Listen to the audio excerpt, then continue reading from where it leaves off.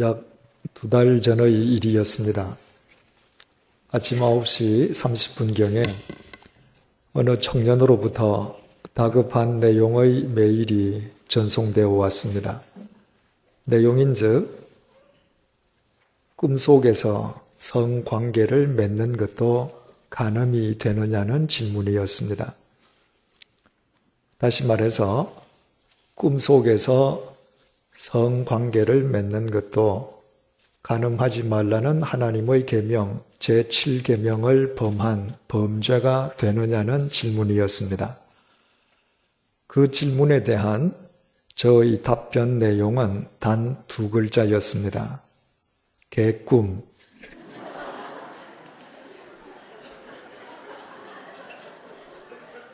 그랬더니 그 청년으로부터 즉각 감사하다는 안도의 답신이 되돌아왔습니다.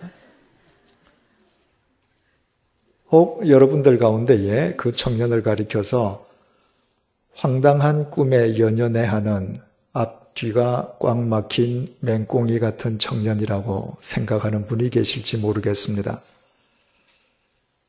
만약 제가 개인적으로 그 청년을 알지 못했더라면 저 역시 그렇게 생각했을런지도 모르겠습니다. 하지만 개인적으로 그 청년을 잘 알고 있는 저는 전혀 그렇게 생각하지 않았습니다. 도리어 자신의 꿈을 하나님의 계명과 연관짓는 마음을 그 청년에게 주셨음을 하나님께 감사드렸습니다. 그 청년은 바로 그 직전에 성령님의 은혜를 깊이 체험한 청년이었습니다. 어릴 때부터 부모님을 쫓아서 교회에 습관적으로 다니면서 단지 피상적이고 관념적으로만 알던 하나님이 아니라 자기 삶 속에 임재하셔서 자기 삶을 구체적으로 주관하시는 삼위일체 하나님을 그 청년이 인격적으로 만났던 것입니다. 그 청년이 하나님을 인격적으로 만난 뒤에 가장 먼저 그 청년에게 주어진 것은 꿈속에서의 행동마저도 하나님의 계명을 범한 것은 아닐까 염려할 정도로 자기도 모르게 하나님을 두려워하는 마음이었습니다. 그런 마음이 아니고서야 그 아침에 그런 내용의 메일을 제게 다급하게 보내었겠습니까? 그래서 하나님께 감사를 드렸습니다. 삼위일체 하나님을 인격적으로 만난 사람이 하나님에 대하여 두려운 마음을 갖게 되는 것은 참되고도 바른 신앙의 출발점이 되기 때문입니다. 우리는 모두 여호와를 경외하는 사람들입니다. 만약 우리가 하나님을 경외하지 않는다면 지금 이 자리에 앉아있을 까닭이 없습니다. 그렇다면 우리 모두 하나님을 경외하는 자로서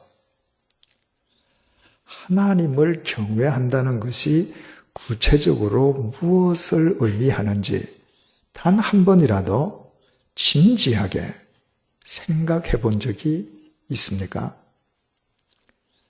경외한다는 것은 공경한다 또는 삼가한다는 의미의 경자와 두려워한다는 뜻의 외자가 합쳐진 말입니다.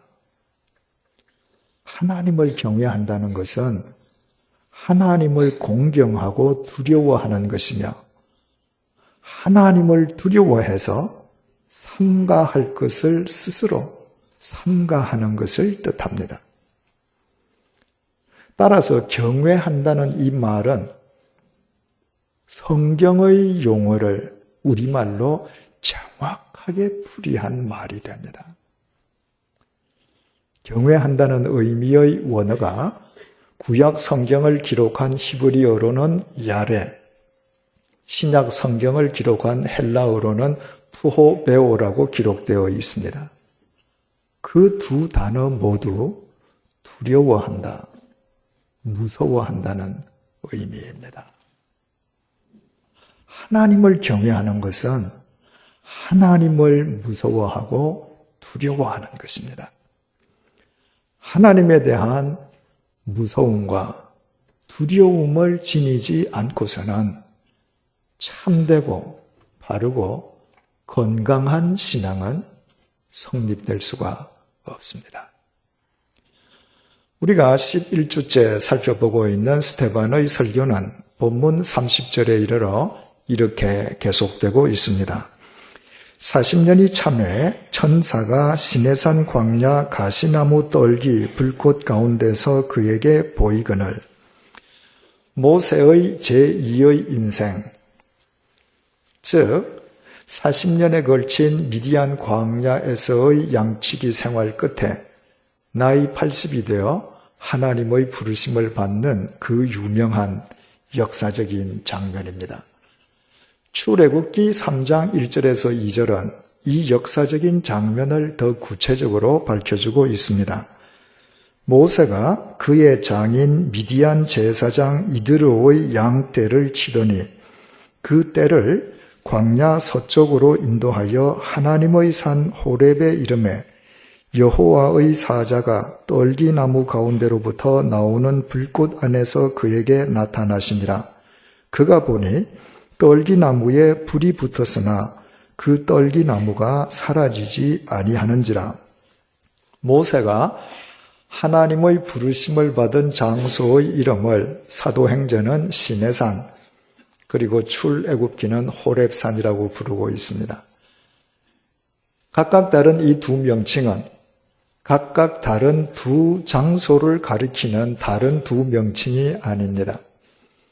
호렙과 시내는 산맥과 산봉우리의 관계로 이해하시면 되겠습니다. 이를테면 호렙 산맥의 시내산 이런 식입니다. 따라서 달라 보이는 그 두 명칭은 동일한 한 지점을 의미하고 있습니다. 80세가 된 모세는 그날도 여느 때처럼 미디안 광야에서 양을 치고 있었습니다. 벌써 40년째 양떼를 치고 있지만 오늘의 본문은 그 모든 양떼가 모세의 장인 이드로의 소유임을 굳이 밝히고 있습니다. 40년이나 양떼를 쳤는데 모세 소유의 양은 단 한 마리도 없었던 것입니다. 이집트 왕궁에서 피신한 이래 40년째 장인 집에서 처가살이를 하던 모세는 양떼는 말할 것도 없고 그가 지닌 것 가운데에 장인 것 아닌 것이 하나도 없었던 것입니다. 80세가 되기까지 자신의 것이라고는 전무한 모세야말로 인생은 공수래 공수고 빈손으로 왔다 빈손으로 가는 게르송 나그네임을 매일매일 통감하며 살았습니다.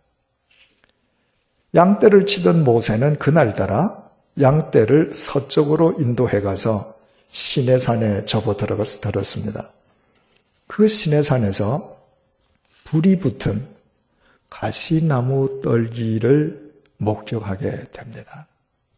희한한 것은 가시나무 떨기에 분명히 불이 붙었는데 나무 가지가 전혀 타지 않는다는 것이었습니다. 그리고 사도행전은 바로 그 불꽃 가운데에서 천사가, 출애굽기는 하나님의 사자가 나타났음을 증거해주고 있습니다. 하나님의 사자나 천사나 하나님의 보내심을 받았다는 의미에서 모두 동일한 의미의 단어입니다. 하나님의 사자를 줄인 말이 천사입니다. 우리는 일반적으로 천사라고 하면 하얀 옷을 입고 등에 두 날개가 붙어있는 그림이나 상상 속의 천사를 연상합니다. 하지만 본문 31절은 30절이 언급한 천사가 그런 천사가 아님을 밝혀주고 있습니다. 모세가 그 광경을 보고 놀랍게 여겨 알아보려고 가까이 가니 주의 소리가 있어. 사도행전은 그때 그 불꽃 가운데에 임재한 분이 주라고 밝히고 있습니다. 헬라어 퀴리오스는 삼위일체 하나님을 부를 때 사용되는 호칭입니다. 그런가 하면 출애굽기 3장 3절 이후는 이렇게 증언하고 있습니다. 이에 모세가 이르되 내가 돌이켜 가서 이 큰 광경을 보리라. 떨기나무가 어찌하여 타지 아니하는고 하니 그때에 여호와께서 그가 보려고 돌이켜 오는 것을 보신지라. 하나님이 떨기나무 가운데서 그를 불러 이르시되 모세야 모세야 하시매. 출애굽기는 그때 불꽃 가운데 임재하신 분을 아예 여호와 하나님이라 부르고 있습니다. 그럼에도 사도행전과 출애굽기가 그분을 가리켜 천사, 하나님께서 보내신 사자라고 부르고 있는 것은 바로 그분은 성부 하나님께서 보내신 성자 하나님이셨기 때문입니다. 대부분의 그리스도인들은 성자 하나님께서 이 땅에 2000년 전 육신을 입고 오신 이후에야 구원의 사역을 시작하셨다고 그릇 이해하고 있습니다. 그러나 성자 하나님께서는 성부 하나님, 성령 하나님과 더불어 천지를 창조하신 이래 필요할 때마다 구원 사역을 행하고 계셨음을 오늘 본문처럼 성경은 우리에게 분명하게 일러주고 있습니다. 이제 본문 32절을 유의해 보시겠습니다. 나는 내 조상의 하나님, 즉 아브라함과 이삭과 야곱의 하나님이라 하신대 모세가 무서워 감히 바라보지 못하더라. 가시나무 떨기 불꽃 가운데에서 하나님의 음성이 들렸습니다. 그와 동시에 모세는 두려움에 사로잡히고 말았습니다. 얼마나 두려워했던지 분명히 불꽃을 자세히 보기 위해 불꽃 앞으로 다가갔지만 더 이상 불꽃을 바라볼 수 없었습니다. 출애굽기 3장 6절은 이때 모세가 얼마나 두려워했던지 스스로 자기 얼굴을 가렸다고 증언해주고 있습니다. 2주 전에 우리가 함께 살펴본 것처럼 모세는 이때 처음으로 하나님을 알게 된 것이 결코 아니었습니다. 태어난 이후에 최소한 3년, 경우에 따라서는 5년 이상 생모의 젖을 빨며 생모의 품 속에서 양육되었던 모세는 생모로부터 자신의 정체성과 하나님에 대하여 익히 들어 잘 알고 있었습니다. 그래서 그의 나이 40세가 되었을 때 이스라엘 노예를 학대하는 이집트 사람을 원수로 여겨 쳐 죽이는가 하면 자신의 그와 같은 행동을 통해서 하나님은 이스라엘 백성을 구원하실 것이란 믿음도 지니고 있었습니다. 게다가 미디안 광야에서 나그네 생활을 한 이후에는 오직 엘리에셀의 하나님만 자신을 도우실 수 있으심을 믿고 고백하기도 했습니다.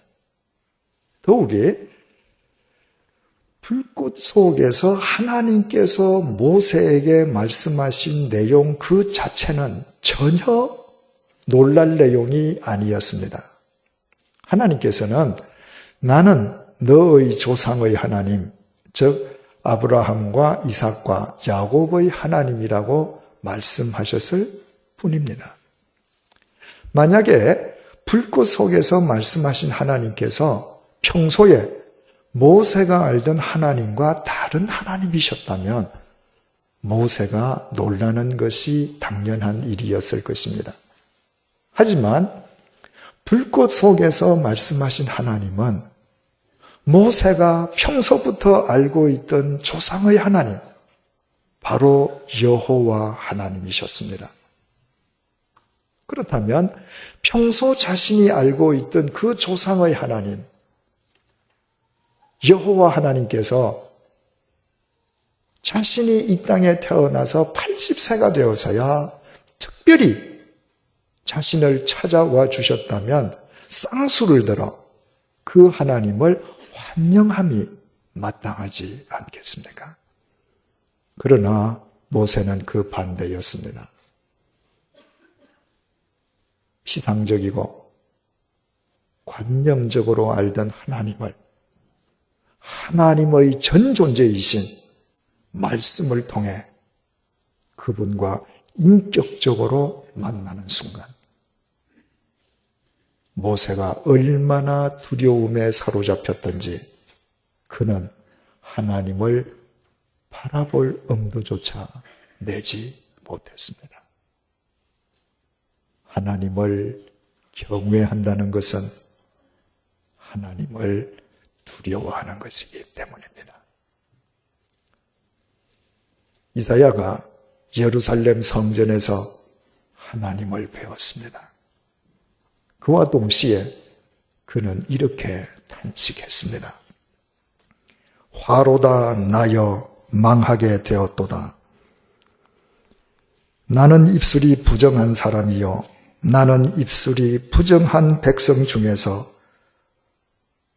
거주하면서 만군의 여호와이신 왕을 배웠음이로다. 여호와 하나님을 만난 이사야가 가장 먼저 했던 것은 두려움에 벌벌 떠는 것이었습니다. 예수님께서 베드로와 요한 그리고 야고보 세 제자를 데리시고 변화산으로 올라가셨습니다. 거기에서 얼굴과 옷이 해처럼 빛나고 휘어진 예수님께서 하늘 위에서 내려온 모세와 엘리야와 더불어 이야기를 나누셨습니다. 그 광경이 얼마나 황홀했던지 베드로는 그 즉석에서 예수님에게 그곳에 초막셋을 짓고 아예 거기에서 살며 신선 노름할 것을 주님께 청했습니다. 그 순간 하늘 위에서 예수님에 대하여 하나님께서 말씀하시기 시작하셨습니다. 예수님은 하나님께서 사랑하시는 아들이요 하나님의 기뻐하시는 자이시므로 너희 좋은 대로 하려 하지 말고 오직 예수님의 말씀을 쫓으라는 하나님의 음성이었습니다. 그 하나님의 음성이 들리는 순간 세 제자들이 할 수 있었던 것은 두려움에 사로잡힌 채 그 자리에 엎드리는 것뿐이었습니다.